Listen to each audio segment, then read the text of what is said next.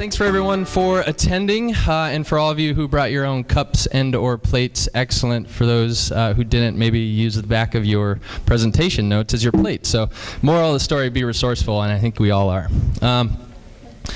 Also, I'll start out with a quick joke, I guess. Annabelle had a couple awesome points on her last slide that said, don't be afraid to be a squeaky wheel, be persistent, and maintain your humor, which is very important. So, quick joke, I think it goes something like, how do you know when somebody's an environmentalist?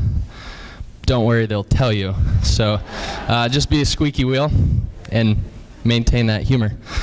So, let's see, I have been given 15 minutes to introduce to you a comprehensive, multifaceted, multi-year, international, intergenerational effort aimed at changing the way our global leaders think and act when it comes to everything. So, par for the course and analogous, of course, to climate change, welcome to the Global 2100 Project. We've known for years, longer than most of us have been alive, that everything we do is interconnected. Our actions are linked to and influence the outcomes of our neighbors. When I have something, you don't. When you pollute the air, I breathe that air. When I'm a war-torn nation, my refugees seek refuge in your town. This is true for our cities, our states, our countries, our planet, across space and across time, far out. Now, one might say in a situation such as this, when our actions impact others, when we aren't acting in isolation, when we aren't insulated from those around us, the saying goes that we aren't living in our own little bubble. Perhaps you've heard this saying. Well, the problem with this thinking is that it fails to recognize that we are living in our own little bubble. It's just the same bubble as everyone else. Our parents lived in this bubble, and our kids' kids will live in this very same bubble. Dr. Gerald Barney, the founder of Our Task, and one of the major reasons that we're here today, took part in one of the very first efforts aimed at identifying and forecasting how the future will change as a result of our actions today. The Global 2000 report. This was a very top-level report requested by none other than the President of the United States. But this is one of those situations I wish I could say, oh, thanks, Obama. But this was before Obama. This was before Bush. This was before Clinton #1, and this was before Bush #1. This was requested by President Jimmy Carter during his administration in the late 1970s. This was a monumental and a rigorous task to inform the administration about the state of the planet in the year 2000 and beyond. Jerry will tell you all of the amazing details about this project if you ask him, but I just wanted to give you an idea of how far back our leaders have known about the issue of dynamic intergenerational connectedness and how our actions today affect the environment and the well-being of tomorrow. So let's look at the next slide. What's going on here? What is this? Who are these people? This is a picture taken during the annual Conference of Parties, COP21, which took place this last year in Paris during what is considered a major turning point when it comes to global cooperation in climate change. Obviously, these agreements were non-binding and they were voluntary, and who knows what the outcomes will produce. But nonetheless, it's a step in the right direction. These are our leaders from around the globe, 196 of them to be exact. What are they talking about? What's being said in that room? The future.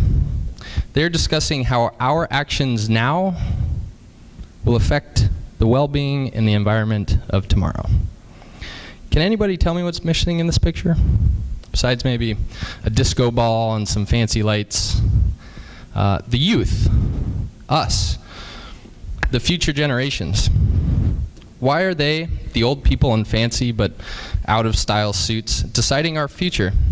Deciding the future of our kids, the environment, the future of our bubble? Maybe we could write them a letter to tell them how we feel. Well, that could help. But better yet, let's be in that room. Let's liven up the party that we weren't invited to. How do we get into that room? Welcome to the Global 2100 Project.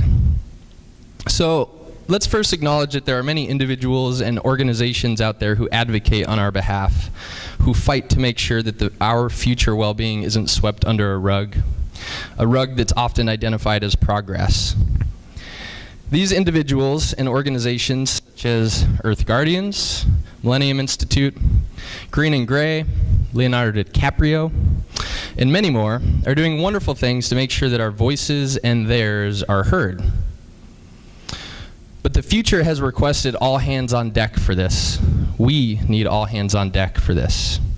Change comes slowly, which is why we need to act now. If we want to be in this room on the other slide, that boring but incredibly important party, we need to start now. Welcome to the Global 2100 Project. 30+ volunteers in over a dozen countries across the globe coming together for a common cause, sharing this common vision. In order for our voices to be heard, the leaders in suits to listen, for us to be in that room, we need to educate, we need to research, we need to act in a professional and decisive way to be heard and recognized. We need to act in a manner that benefits and supports the well-being of all involved, those involved now and those involved in the future. And eventually, through years of determination and hard work, we will be in that room. And they will have no choice to listen to our demands because they will be us. The Global 2100 Project has begun. The project consists of 4 key steps: mobilize, research, report, and act. They're broken down into more than 4 for those mathematicians out here on the bottom. Most importantly, inspire and act. So this is our end goal. Mobilization began in 2015. Research is underway, and we are currently producing global outlook summaries that will be readily available and comprehensible for all ages. Building upon these outlook summaries, we will produce 2 written reports summarizing our findings, discussing the current pledges of our global leaders, and then the value added of our report. A well-researched, well-thought-out, qualitative, and thanks to Dr. Schilling with the Millennium Institute, it's going to be quantitative as well, the Youth Plan B. More on this tomorrow, so for those of you who thought you might take Sunday off, sorry, we'll see you tomorrow. Today, let's not hear about what we're doing or how we're doing this from me, but instead let's hear a few of the researchers who have been working so diligently to build a solid foundation for the project by examining internationally recognized reports which are 200, 300, 400 pages long, reports which discuss exactly how and why our actions today will influence the well-being of future generations to come. They're building a platform for us, the youth, to stand on and shout at the top of our lungs until we're heard in that room, until our voices are the voices in that room.